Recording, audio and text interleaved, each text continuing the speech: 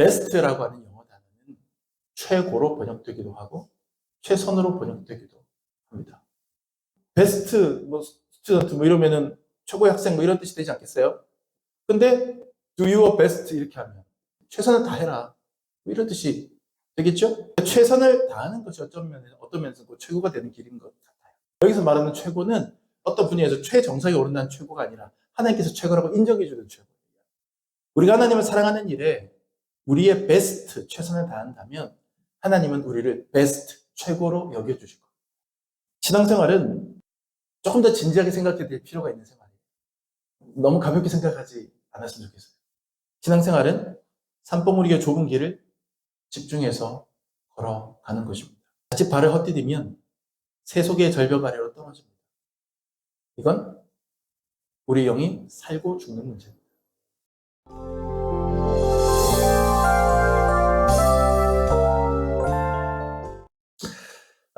제가 청년 시절에 군대 제대하고 복학 갈 때까지 제가 5월에 제대했거든요. 그 이듬해 3월에 복학을 하는데 학교는 위쪽이니까 제 고향은 부산이고 반년 넘게 거의 뭐 한 10개월 넘게 제가 그 복학을 하지 않고 떠 있는 기간이 있었어요. 그래서 제가 자랐던 제 모교회에 계속 출석하면서 그 교회의 일반 청년의 생활을 유일하게 제 인생에서 처음 신학생이나 전도사나 이런 타이틀 아니고 그냥 일반 청년 같은 생활을 했던 유일한 10개월의 기간이 그때였던 것 같아요. 그 시간을 보냈는데 그 청년들과 함께 한번 우리 등산 가자 이런 얘기들이 나왔어요. 마침 우리 그 교회 청년들 부의 어떤 선배들이 자기 아는 지인들, 교회를 다니지 않는 지인들인데 그 지인들 교회 전도도 할 겸 해서 초대해서 길잡이를 좀 시키고 가자. 등산 워낙 좋아하는 사람들이 그 쌤 잘해줄 거다 그래요. 근데 그 등산을 워낙 좋아하고 잘하는 사람들이라고 하는 그 말이 우리에게 얼마나 혹독함이 될지 그때는 예상하지 못했습니다. 가까운 울산에 부산에 있었으니까요. 제가 울산이라는 산이 있었는데 뭐 설악산처럼 높거나 뭐 한라산처럼 높거나 뭐 이러지는 않는 산인데요. 나름 그러다 보면 벅찬 산이고 험한 산세를 가지고 있는 산입니다. 근데 앞서서 인도하시는 그분들이 경험 없는 동생들 그리고 체력이 약한 분들 또 여자 청년들 이렇게 다 데리고 산을 오르는데 이분들 고려를 전혀 안 하는 거예요. 본인들 수준에서 등산 코스를 택하고 그냥 쭉쭉 가는데요. 아무래도 제가 볼 때는 느낌이 이게 정식으로 정해진 등산 코스가 아닌 것 같아요. 이분들이 정식으로 정해진 등산 코스가 아니라 야, 더 재밌는 거 알려줄게. 뭐 이런 거 있죠. 더 질러 가는 길 있어. 이런 거 있죠. 그런 쪽으로 자꾸 데리고 가는 그런 느낌이 있는데 뭐 한 해 같은 선배님들이 앞에 계시니까 제가 암소리 못하고 따라하는 것 같습니다. 그러다가 그걸 제가 후회하게 됐죠. 거의 정상에다 다다랐는데 여기를 건너가면 저기 봉우리가 보이는데 벌써 이 하늘만 보이고 양옆으로 가리고 있는 게 없다는 건 거의 다 올라왔다는 얘기잖아요. 그런 상황인데 이 건너가야 되는 거예요. 반대편으로. 한 4, 5m 정도 되는 그런 공간인 것 같아요. 이게 양쪽이 급경사예요. 꼭 지붕처럼. 양쪽이 급경사인데 옆에 이렇게 뭔가 나무라든지 이렇게 막 있는 게 아니고 그냥 보면 이렇게 까마득해요. 근데 중간에 발을 딛고 갈 공간은 중간에 이만큼 있어요. 그러니까 이 등산에 익숙한 사람들은 이리로 그냥 걸어가면 되지 뭐. 그리고 그냥 툭툭툭 그리고 인도에서 걸어가는 거죠. 근데 나머지 사람들은 얼굴이 파랗게 질려버린 거예요. 완전히 질려버렸어요. 끝에서 부르면 이거는 감당이 안 되는 그런 코스를 가는데 이 사람들은 자기들끼리 얘기하면서 툭툭툭 뛰어서 건너가요. 그리고 빨리 건너오래. 야, 이게 발을 디딜 공간은 제법 있었거든요. 근데도 양쪽 옆이 공포심으로 딱 올라오니까 이게 꼭 평균대 같이 느껴져요. 평균대 그 발 디는 공간처럼. 근데 약간 좀 그런 게 있잖아요. 남자 청년들은 쓸데없는 자존심 이런 게 있어요. 호승심 이런 게 있습니다. 그럼 여기서 이거 위험해서 안 돼. 여자 청년들도 있고 안 되는데 우리 돌아서 여기까지 왔으니까 내려가든지 아니면 다른 길로 툭해서 좀 더 돌아서 가자. 이렇게 얘기를 해야 되는데 눈치를 보던 남자들 에이 건너가자. 그리고 막 한두 명이 건너가기 시작하는 거예요. 그러니까 어떻게 해요? 다 따라가는데 전부 다 공포에 질려서 넘어가는 거예요. 지금 생각해도 제 평생에 그렇게 최선을 다해서 집중해서 걸어갔던 몇 미터는 없었을 것 같아요. 세월이 꽤 많이 흘렀는데도 그 사건이 지금 저한테 아주 강렬하게 남아 있었는지 생각이 나거든요. 그러니까 한 발 한 발 거기서 침을 꾹꾹꾹꾹 삼키면서 최고의 집중력을 발휘하면서 최선을 다해 걸어갔던 그 몇십 걸음이 저한테 굉장히 강렬하게 남아 있는 거예요. 여러분, 신앙생활에는 양면성이 있습니다. 예수 믿는다는 거 양면성이 있어요. 한쪽 면에서 보자면 신앙생활은 평안함을 줘요. 우리의 영과 삶을 윤택하게 해줘요. 힘을 줘요. 사랑이 있고 은혜가 있고 용기가 있고 담대함이 있는 그런 것이 신앙생활이에요. 그런데 다른 쪽 면에서 바라보면 사실 신앙생활은 꽤나 살벌할 수도 있는 거예요. 왜냐하면 신앙생활은 살고 죽는 문제이기 때문에 그래요. 우리가 많은 경우에 놓치고 살아가지만 사실 신앙생활은 살고 죽는 문제에 관한 것이에요. 기독교는 구원을 말해요. 기독교는 영생을 말해요. 구원을 말한다는 건 구원받지 못한다는 것을 전제로 거기서부터 이끌어낸다는 얘기잖아요. 그렇죠? 그러면 구원받지 못하는 멸망이라는 게 있고 또 거기서부터 구원받는다는 그런 양측의 측면이 있는 거예요. 영생을 누린다는 건 영생을 얻지 못하는 상황이 있다는 것을 상정한 말임도 당연해요. 그렇다면 결국 우리의 신앙생활이라고 하는 것은 우리가 구원받느냐 받지 못하느냐, 우리가 영생하느냐 영생 얻지 못하느냐, 우리가 생명 얻느냐 생명 얻지 못하느냐의 문제예요. 살고 죽는 문제라는 얘기예요. 우리가 참 많은 경우에 그것을 놓쳐요.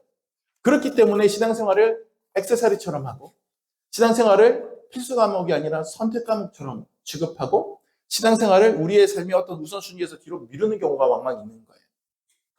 물론 제가 기차역 광장 같은 데서 무시무시한 십자가를 등에 짊어지고 무시무시한 목소리로 협박하듯이 외치는 예수 천국 불신지옥 그 전도법에 동의하는 건 아니에요. 그런 식으로 사람들이 협박해서 예수 믿게 만드는 그런 전도법에 저는 절대로 동의하지 않아요. 하지만 그렇다고 해서 신앙생활이라는 게 우리 영에 있어서 살고 죽는 문제에 관련된 심각한 주제라는 것 자체를 부인할 생각도 없어요. 신앙생활은 생각보다 심각한 것입니다. 굉장히 무거운 주제입니다. 만약 우리가 구원받고자 예수 믿고 신앙생활하는 것이라면 신앙생활을 레저 생활처럼 할 수는 없어요. 예수 믿는다는 건 넷플릭스 회원으로 가입할 것이냐 말 것이냐는 문제가 결코 아닙니다. 이건 우리가 영생을 얻느냐 마느냐의 문제예요. 멸망의 한가운데를 우리가 그 멸망 가운데로 떨어지지 않고 뚜벅뚜벅 건너갈 수 있느냐의 문제예요. 우리가 걷는 신앙생활은 신불산 위에서 몇 미터 최선을 다해 걸어갔던 그날의 제 경험처럼 아니 그 이상으로 엄청난 집중력을 쏟아 부어야 하는 정말 최선을 다해야 하는 주제입니다. 오늘 본문의 성경 이야기로 들어가 보죠. 애굽을 탈출해서 가나안 땅으로 가는 과정입니다. 하나님께서 모세를 불러서 율법을 주셨습니다. 십계명도 주시고 거기에 종속되어서 나오는 여러 가지 세부적인 율법 사항들도 주셨습니다. 이 율법에는 당신의 백성을 구원으로 인도해 드리기 위한 하나님의 마음이 담겨 있어요. 모세는 백성들을 모아놓고 하나님으로부터 받은 율법을 선포하면서 이 문제가 결코 가볍게 받아서는 안 되는 문제다라고 하는 것을 강조합니다. 여러분, 이건 살고 죽는 문제입니다. 여러분, 이것은 구원의 문제입니다. 절대로 만만하게 생각하지 마시고 절대로 가볍게 하지 마십시오. 중요한 문제입니다. 이렇게 모세가 강조합니다. 백성들의 주의를 환기시키고 텐션을 높이는 강력한 말씀을 던지는데 오늘 읽은 본문 중에서 특별히 집중해서 보고자 하는 핵심 4절과 5절 말씀이 그러합니다.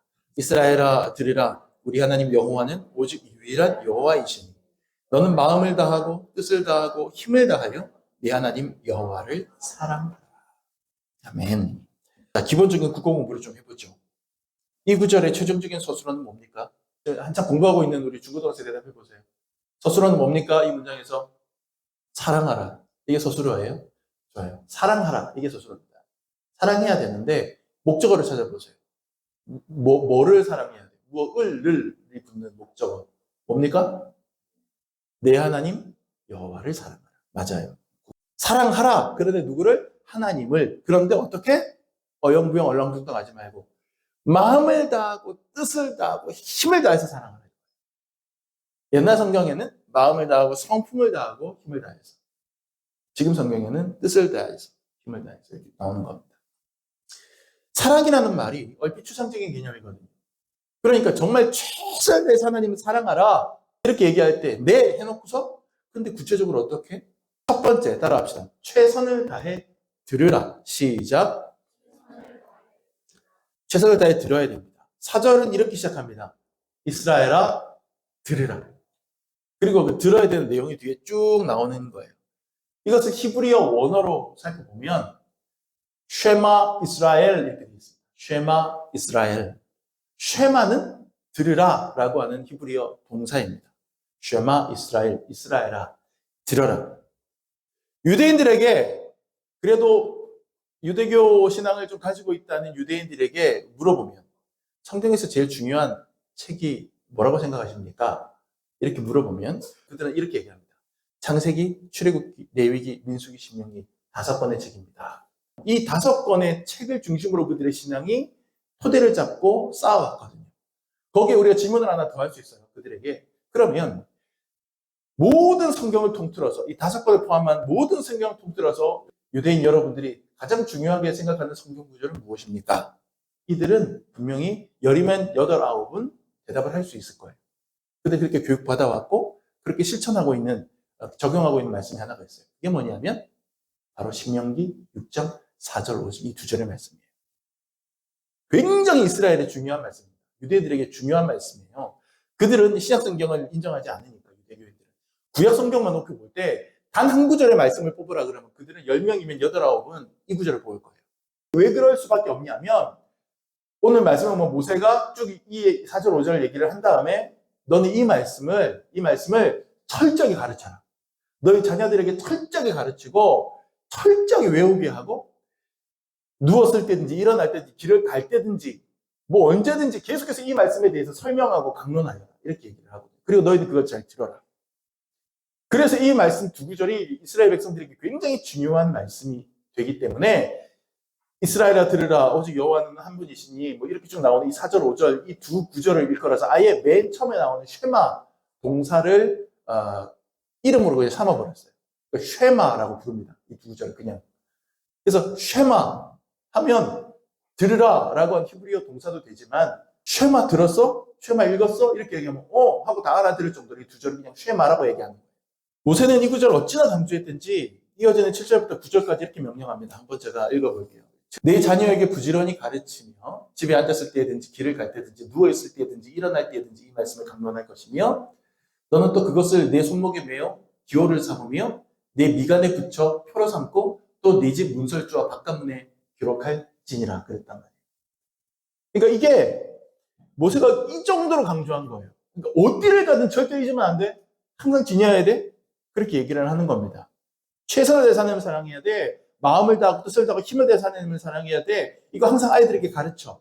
그리고 아예 그냥 잊어버릴 수도 있으니까 쪽지로 만들어가지고는 머리에다가 붙이고 다니고 손에다가 붙이고 다녀. 그리고 집 대문 앞에 그냥 아예 그냥 붙여놔. 오고 가면서 그냥 항상 이 말씀 보고 기억해. 그렇게 모세가 얘기한 겁니다. 근데 이게요, 여러분, 강조법인 것 같죠? 과장법인 것 같죠? 그 정도로 할 정도로 기억해 라고 하는 것 같죠? 아니에요. 실제로 이렇게 했어요. 실제로 이 구절을 조그만 양피지 같은 쪽지에다가 써서는 소 가죽으로 만든 조그만 상자에 넣고 그것을 머리에 붙이고요. 그 경문이라고 합니다. 그래서 복음서에도 보면 예수님께서 이 경문을 굉장히 크게 해가지고 내가 이 말씀 지니고 다닌다라고 바리새인들이 막 뻐기고 다니는 부분들에 대해서 예수님께서 이렇게 비판하시기도 하고 그런 장면이 나오기도 하거든요. 이게 경문이라고 하는데 이거를 이게 말씀의 내용 경문 자체를 히브리어로 테필린이라고 해요. 테필린. 그 말씀을 넣는 이 조그만 소가죽으로 만든 상자를 쉘로시라고 합니다. 쉘로시. 그리고 그 손목에 이걸 또 다리라고 묶으라고 그랬잖아요. 이걸 또 손목에 묶거든요. 묶고 거기에 상자를 다는데 여기 팔에, 왼쪽 팔에 주로 감아요. 왼팔에 감고 다는 상자를 셀야드라고 해요. 그래서 이 테필린이라고 하는 경문을 쉘로시에 넣고 셀야드에 넣어서 이마와 팔에 붙이고 아침마다 기도하는 게 유대인들의 전통입니다. 사진 한번 보여주세요. 이건 이스라엘 군인이에요. 옛날 아니에요. 현대 군인이에요. 이스라엘 군인이 하나님 기도하는 겁니다. 보시면 이마에다가 바로 이 테필린이 있는 쉘로시를 하고 왼쪽 팔에 셀야드를 감고 거기에다가 상자를 붙였죠. 셀야드를 붙입니다. 저 이마에 붙인 경문을 열어보면 여기 저런 식으로 양피지가 써서 말려서 들어가 있는 겁니다. 이렇게 하고 기도하는 거예요. 이게 유대인들입니다. 내 이마에 붙이고 내 미간에 붙이고 내 손목에 붙여 표를 삼아. 그 다음에 아까 말씀은 뭐라고 얘기했어요? 아까 말씀 9절에 이 말씀은 네 집 문설주와 밭간문에 기록할지니라 그렇게 얘기했죠. 옛날에 집집마다 대문 옆에 뭐가 있었어요? 문패가 있었어요. 가장 이름이 주로 아빠 이름이 아빠는 할아버지 이름이 딱 세 글자가 써 있었어요. 딱 세 글자가. 그게 몇십 년 전부터 이제 그 문화는 사라졌는데 저는 어릴 때부터 저도 문패 문화 속에 있었거든요. 근데 이 문패처럼 비슷한 위치에 유대인들은 저런 식으로 붙여놔요. 저 안에 아까 얘기했던 경문이 쉐마가 써서 들어가 있어요. 매주자라고 부르는 거예요. 매주자. 이 매주자를 집의 문 대문 앞에 붙여놓고 유대인들은 들어갈 때 나올 때 항상 입을 맞추거나 쓰다듬습니다. 만져요. 이게 전통입니다. 그러니까 그 만질 때마다 그 안에 있는 말씀의 내용을 다시 한번 상기하고 생각하는 거죠. 철저합니다. 철저해요. 여러분 영화 벤허 옛날 벤허 뭐 리메이크 했던 망작도 있지만 옛날에 아카데미상을 휩쓸었던 20세기 중반에 나왔던 전차 장면으로 유명한 그 벤허라는 영화를 보면 이 매주자를 만지는 그 장면들이 몇 커트가 나와요. 그러니까 아는 사람들은 저 매주자구나 이렇게 볼 텐데 대부분의 이런 상식이 없는 분들은 그냥 쓱 지나가는 거죠. 그중에 제일 드라마틱했던 장면은 노예선에서 풀려난 벤허가 천신만고 끝에 자기의 집으로 돌아가서 감동할 때 그 집 대문 앞에 들어가서 집 안으로 들어가기 전에 집 옆에 붙어있는 그 매주자를 어루만지면서 굉장히 감격하는 장면이 나와요. 왜냐하면 유대인들에게 이 매주자는 자기 집의 상징이고 그렇거든요. 그래서 매주자가 저렇게 다양한 디자인으로도 나와 있는 거죠. 현대에 다 나온 것들이거든요. 자, 이 테필린이라든지 매주자라든지 이런 신앙 전통 속에는 바로 우리가 오늘 읽었던 신명기 6장 4절 5절 쉐마의 신앙 전통을 지금까지도 지키려고 하는 유대인들의 노력이 그대로 깃들어져 있어요. 쉐마, 들어라 라고 하는 명령을 항상 기억하고 지키려는 그들의 모습. 하나님을 사랑한다고 할 때 우리가 제일 먼저 하나님의 말씀에 귀를 기울이고 그 말씀을 항상 가슴에 새기는 것이 중요하잖아요. 하다못해 우리가 어떤 가수의 팬이 돼서 그를 팬심으로 사랑하게 되면 우리는 늘 그 가수의 노래를 들으려고 노력할 겁니다. 하물며 우리가 하나님 사랑한다면 들으라 라고 하는 이 엄중한 명령에 순종하지 않을 것입니까? 우리가 하나님 사랑한다면 하나님 말씀을 자꾸 들으려고 해야 돼요. 그게 사랑의 표현입니다. 그래서 모세는 우리가 이 말씀을 집에 앉았을 때든지 길을 갈 때든지 누워있을 때든지 일어날 때든지 강론하라라고 7절 말씀에서 얘기를 해주고 있는 겁니다. 강론하라는 것은 이야기하라는 거고 이야기하고 강론하는 것은 그것을 듣게 하라는 얘기잖아요. 들으라는 겁니다. 쉐마 이스라엘, 들으라 이스라엘 이 명령을 오늘날 우리는 들으라 교회요. 들으라 성도들이요로 이해해야 할 것입니다. 우리는 앉았을 때든지 길을 갈 때든지 누워있을 때든지 항상 하나님의 음성을 들으려고 하고 하나님의 말씀을 가까이 하려고 하고 하나님께 여쭈어보고 귀를 기울이려고 노력해야 됩니다. 들으려고 해야 됩니다. 사랑에 빠진 사람이 연인의 목소리를 듣고 싶어 해서 밤새 전화통 배터리가 다 될 때까지 붙잡고 있듯이 우리가 하나님 사랑하기 위해서도 최선을 다해 들으려고 하는 것이 출발점이 돼야 되는 겁니다. 두 번째 따라합시다. 최선을 다해 집중하라. 최선에 대해서 집중해야 됩니다. 여러분, 집중이라고 하는 게 뭡니까? 집중. 포커싱이라는 게 뭐예요? 여러 가지 다른 포인트들이 있더라도 그 한 포인트에 딱 시선과 어떤 그 힘을 모으는 게 집중이잖아요. 포커스 맞추는 거잖아요. 사절 말씀으로 되돌아가면 하반절에 이렇게 되어 있습니다. 이스라엘아 들으라. 그 다음에 우리 하나님 여호와는 오직 유일한 여호와신. 유일한 여호와신. 이 쉐마 이스라엘 한 다음에 이제 본격적으로 쉐마 이스라엘의 내용, 그 경문의 내용의 첫 부분은 대상에 대한 이야기. 우리가 집중해야 될 대상. 누구를, 그래서 제가 아까 목적어를 물어본 거예요. 목적어가 뭡니까? 물어본 거예요. 하나님을. 근데 그 하나님, 유일한 하나님이다라고 하는 거죠. 이 말은 일단 그 존재 자체가 이 땅에 하나님만이 유일한 신이다로 해석할 수 있어요. 그런 뜻일 겁니다. 근데 그렇게만 놓고 보면 그냥 머리로 끄떡끄떡하고 넘어가고 끝날 수 있는 문제가 돼버려요. 예를 들어 이런 거죠. 이 땅에 유성열 목사라는 사람은 한 사람뿐이다 라고 누군가 얘기한다면 여러분 모두 다 그 사실을 부인할 사람은 없을 거예요. 그렇지? 비슷하게 생긴 사람이 있을지라도 저 DNA를 가지고 저 경상도 사투리를 쓰는 목사님은 유성열 목사님밖에 없지? 근데 여러분 그게 여러분이 무슨 감동이 있어요? 여러분의 삶을 어떻게 영향을 미쳐서 바꾸죠? 유성열 목사가 유일한 목사라는 걸, 한 사람이라는 걸, 별 영향을 미치지 못해요. 그렇죠? 그래서 그 다음에 어쩌라고, 이렇게 되는 거죠. 그런데 만약에, 비슷한 문장입니다만, 누군가가 제 아내에게, 당신이 남편으로 삼고 사랑해야 하는 사람은 유성열 목사 한 사람뿐입니다. 라고 말한다면, 그거는 달라져요. 여러분, 우리가 왜 조선 말기, 대한제국 말기, 친일파들을 경멸합니까? 그들은 입술로는 조선을 위한다고 했으면서 조선을 위해서 우리가 이렇게 한다라고 했으면서 사실 일본에게 마음과 인생을 주었습니다.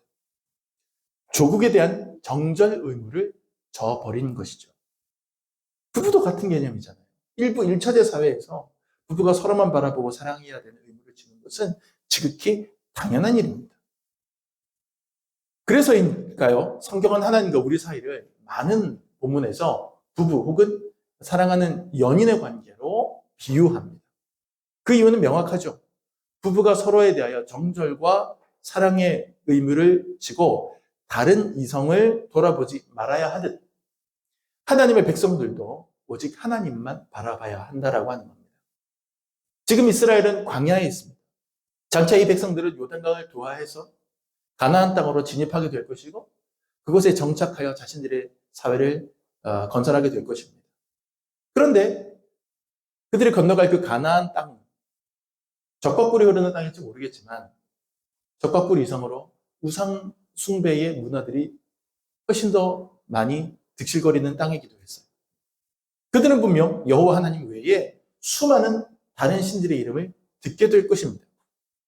모세가 여기서 우리 하나님 여호와는 오직 유일한 여호와라고 말할 때 그 내밀한 뜻은 단지 이 땅의 신은 오직 여호와 하나님 한 분입니다 라고 하는 뜻을 넘어서서 우리가 섬기고 바라보고 우리가 사랑을 최선을 다해서 사랑을 드려야 될 대상은 여호와 하나님만이 유일합니다 라고 하는 가르침인 거예요.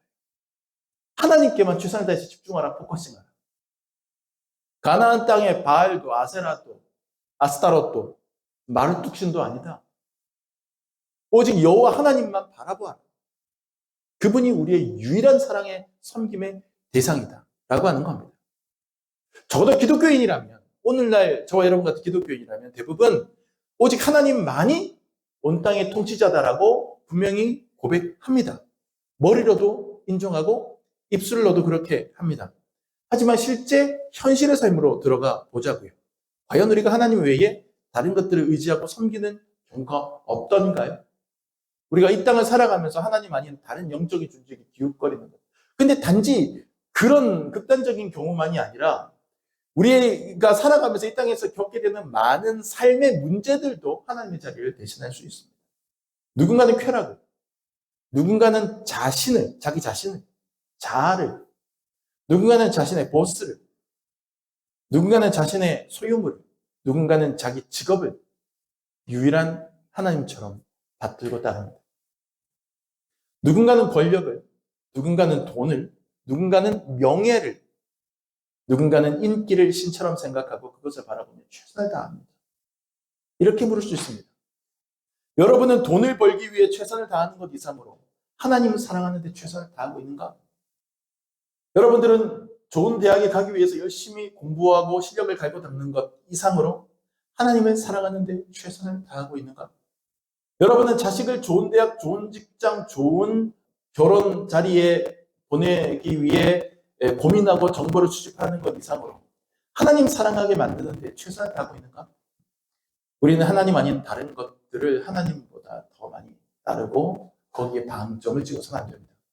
우리의 눈을 돌려서 하나님만 유일한 나의 신앙의 대상으로 삼고 바라보아야 합니다. 하나님만 사랑해야 됩니다. 그것도 최선을 다해서 그렇게 해야 됩니다. 마지막 세 번째 따라합시다. 전인격적으로 사랑하라. 시작. 5절 말씀에 보면 너는 마음을 다하고 뜻을 다하고 힘을 다하여 내 하나님 여호와를 사랑하라고 나옵니다. 마음이 뭐냐? 뜻은 뭐냐? 힘은 뭐냐? 많은 성경 주석가들이 이것을 각각 따로따로 분석합니다. 마음은 이것을 얘기하는 거고, 뜻은 이런 것을 의미하는 거고, 힘은 이런 걸 의미하는 거다. 이렇게 다 해놓고, 공통적으로 주석가들이 나중에, 근데, 이건 결국에는 마음이 뭐다, 뜻이 뭐다, 힘이 다 하다가, 이렇게 한 거 다 사실은 하나의 의미다. 뭐냐? 마음이든 뜻이든 힘이든 하여튼 우리의 모든 존재를 다하여 하나님 사랑하라. 전인격적으로 하나님을 사랑하는 뜻이다. 거기에 의견이 모아집니다. 저는 종종 유튜브를 통해서 국회 국정감사 기간에 국정감사 이렇게 요약되어 있는 것 봅니다. 시국이 하수선하여 나라 걱정이 되니 어쩔 수가 없습니다. 그런데요, 제가 여야 의원들이 치열하게 논쟁하는 국정감사 중계를 보다가 저도 모르게 웃게 되는 포인트가 있습니다. 몇 번 웃었어요. 혼자서 미친놈처럼. 그건 바로 언제냐? 의원들이 서로 호칭할 때 존경하는 땡땡땡 의원님 이렇게 불러요. 우리나라 국회의원들은 다 그렇게 부릅니다. 혹시 이 자리에서 존경하는 위원장님, 존경하는 유승민 의원님, 존경하는 문의진 의원님 다들 이렇게 부릅니다. 좋은 말인 것 같죠? 그런데 이게 맥락을 보면은요. 조금 전까지 막말과 고성이 오가고 손가락질하고 심지어 반말을 해. 네가 뭐야? 네가 뭐야? 네가 뭔데 나한테 이래? 그럼 마이크 딱 꺼지면 존경하는 아무개 의원님 이렇게 나옵니다. 마이크 딱 꺼지면은 똑바로 하란 말이야. 굉장히 무서워요. 그 말이 그렇게 우습게 들릴 수가 없습니다. 왜 그렇죠? 거기에 진심이 하나도 안 느껴지기 때문이에요. 존경하는 하나도 안 존경하는 거 아는데 다 느껴지는 거예요. 우리가 흔히 영혼 없는 말이라고 얘기하잖아요. 영혼 없는 리액션, 영혼 없는 반응을 얘기하잖아요. 그렇게 느껴지는 거죠. 여러분 중고등학교 때 제가 다닐 때 빽빽이 숙제라는 거 있었습니다. 요즘 아이들 하는지 모르겠어요. 안 하는 것 같아요. 제가 보니까. 선생님이 학생들 공부시키려고 연습장 사갖고 그 하루에 몇 장씩 공부했던 흔적 남겨와라. 그럼 거기에 수학 문제 푼 흔적, 그다음에 뭐 영어 단어 이렇게 막 쓰면서 외웠던 거, 뭐 이런 거 막 해가지고서 가서 검사 맡으면 선생님 도장 찍어주기도 하고, 체크하기도 하고 이렇게 해서 공부시키는 거예요. 그거 숙제하기 위해서라도 그래도 책 한 자라도 들여다보겠지. 이게 선생님들의 생각이었을 거예요. 연습장에 빈 공간이 거의 없도록 빽빽하게 써야 설렁설렁이죠. 막 듬성듬성 쓰는 게 아니라 빽빽하게 써야 인정해주기 때문에 속칭 빽빽이다 이렇게 부르기도 했고 연습장이 새까맣게 되도록 써야 했기 때문에 깜지다 이렇게 얘기하기도 했는데 하여튼 억지로라도 그렇게 공부시키려는 선생님 마음 잘 알겠어요. 하지만 이 빽빽이 깜지 숙제 해가는 친구들 중에 상당수는 전혀 공부하지 않고요. 그냥 문제집 뒤에 나오는 수학 문제 뒤에 나오는 풀이 그냥 뺏겼어요. 근데 볼펜으로도 썼다가 연필로도 썼다가 막 이렇게 하고 한 번씩 동그라미도 치고 막 줄도 긋고 이런 스킬들을 현란하게 발휘하고요. 영어 단어도요 외우려고 하는 게 아니에요. 그냥 써요. 이게 쓰면서 외워지지 않냐. 천만의 말씀이에요. 옆 친구가 얘기하면서 써요. 그 얘기 꺾고 이문세 노래 들으면서도 막 노래 들으면서 쓰고 막 이래요. 이 친구들은 진심으로 공부하는 게 아니에요. 근데 깜지는 완성이 돼요. 빽빽이는 완성이 돼요. 검사도 받아요. 분명히 최선을 다해서 손을 움직여요. 마음을 다하고 뜻을 다하고 힘을 다한다고 할 때 힘은 다해요. 근데 마음은 다하지 않고 뜻은 다하지 않아요. 그게 가능하다니까요. 그게 최선을 다한 겁니까? 하나님을 사랑한다고 할 때 우리는 어떤 경우에 몸은 하는데 손발은 움직이는데 마음은 뜻은 따라가지 않는 경우가 있어요. 여러분은 찬송을 부를 때 최선을 다해서 마음 담아 부르십니까? 여러분 기도할 때 진심을 다해 하십니까? 여러분은 말씀 들을 때 최대한의 집중력으로 듣고 가슴이 새기십니까? 어쩌면 우리는 신앙생활에 깜지를 쓰고 있을지도 모릅니다. 손으로 연습장은 채우는데 머리도 마음도 전혀 연계되지 않는 그 깜지 숙제처럼 찬양도 하고 기도도 하고 설교도 듣는데 마음과 뜻은 전혀 따라붙지 않는 그런 신앙생활을 하고 있지 않냐는 거죠. 만약 그렇다면 우리가 사랑하는 예수님이라고 부르는 그 호칭이 국정감사 현장에서 존경하는 의원님이라고 부르는 호칭과 과연 다르다고 할 수 있겠습니까? 하나님을 향한 우리의 삶은 전인격적이어야 합니다.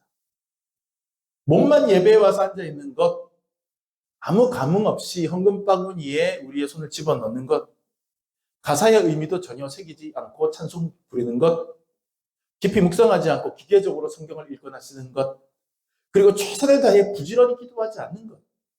이것이 우리의 모습이라면 우리는 스스로에게 질문해야 합니다. 나는 최선을 다하고 있는가? 이제 말씀을 정리하겠습니다. 사랑하는 여러분, 베스트라고 하는 영어 단어는 최고로 번역되기도 하고 최선으로 번역되기도 합니다. 베스트, 스튜던트 이러면은 최고의 학생 이런 뜻이 되지 않겠어요? 네. 최고. 근데 do your best 이렇게 하면 어떻게 됩니까? 최선을 다해라. 이런 뜻이 되겠죠? 그러니까 최선을 다하는 것이 어떤 면에서 최고가 되는 길인 것 같아요. 그러니까 여기서 말하는 최고는 어떤 분야에서 최정상에 오른다는 최고가 아니라 하나님께서 최고라고 인정해주는 최고. 우리가 하나님을 사랑하는 일에 우리의 베스트, 최선을 다한다면 하나님은 우리를 베스트, 최고로 여겨주실 겁니다. 신앙생활은 조금 더 진지하게 생각해야 될 필요가 있는 생활이에요. 너무 가볍게 생각하지 않았으면 좋겠어요. 신앙생활은 산봉우리가 좁은 길을 집중해서 걸어가는 것입니다. 자칫 발을 헛디디면 세속의 절벽 아래로 떨어집니다. 이건 우리 영이 살고 죽는 문제입니다. 최고의 집중력을 발휘해서 최선을 다합시다. 레저 생활처럼, 액세서리처럼, 취미처럼 신앙생활을 하지 말고 누구보다도 절박하게, 무엇보다도 뜨겁게 하나님을 사랑하는 저와 여러분 되시기를 예수님의 이름으로 축원합니다. 기도합시다.